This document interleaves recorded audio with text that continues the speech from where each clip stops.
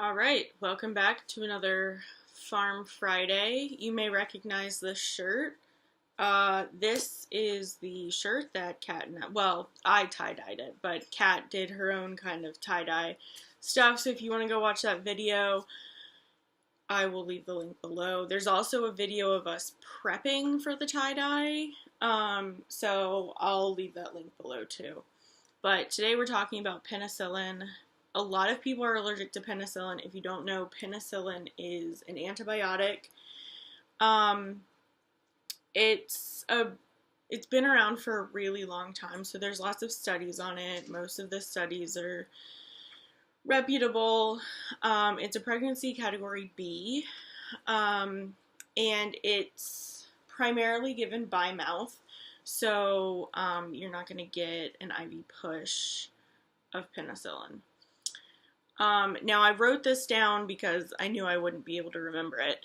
How it works is it binds to the bacterial cell wall, resulting in cell death. So, I feel like that's pretty much self-explanatory. A couple things, if you're allergic to it, obviously, don't take it. But also renal insufficiency. So if you're not, I guess if your kidneys aren't working properly, which would be you're not peeing on a regular basis, or when you do pee, you're not peeing a lot, you're not peeing as much as you're drinking, your BUN and creatinine are not in the therapeutic range, that may be a reason to not take this medication. The common side effects are nausea, vomiting, diarrhea. Those are probably the most common. Seizures can happen, but I find it to be not that common, but it is a possibility. Anaphylaxis, obviously. You can also get a rash. And then the other thing is with a lot of antibiotics, it really messes up your intestinal movement, and here's why. Antibiotics are not selective in the bacteria that they kill. So antibiotics kill all of the bacteria.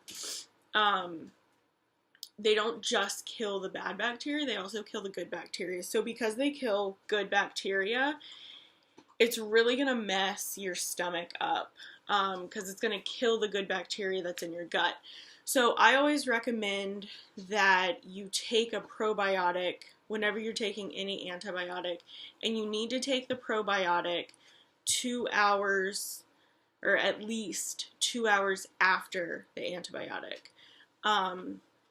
I like 10 to 12 hours, but you know, whatever. Let's see. And penicillin can be given IV. It's just not given IV very often. Most commonly it's given PO. But actually on this card it says that it can only be given PO. So I'm going to double check that and I'll put it below. One of the big things is to monitor bowel function, because people will either not poop, so they'll be constipated, or they'll poop a lot and they'll have diarrhea. So it's really important to monitor that, and to monitor for anaphylaxis and also infection, because they're being given the penicillin most likely for an infection. And then some really important patient education is to take the medication according to your doctor. So if your doctor says take it 3 times a day for 7 days, do that. Don't take it 3 times a day for 5 days unless your doctor tells you to.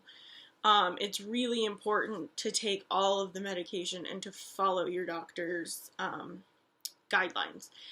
And then a really important thing is you need to call your doctor if fever and diarrhea develop. That can be a sign of something that the doctor needs to be aware of. So I'll link all of those things below. leave questions down below, and I'll try to get back to them as soon as I can.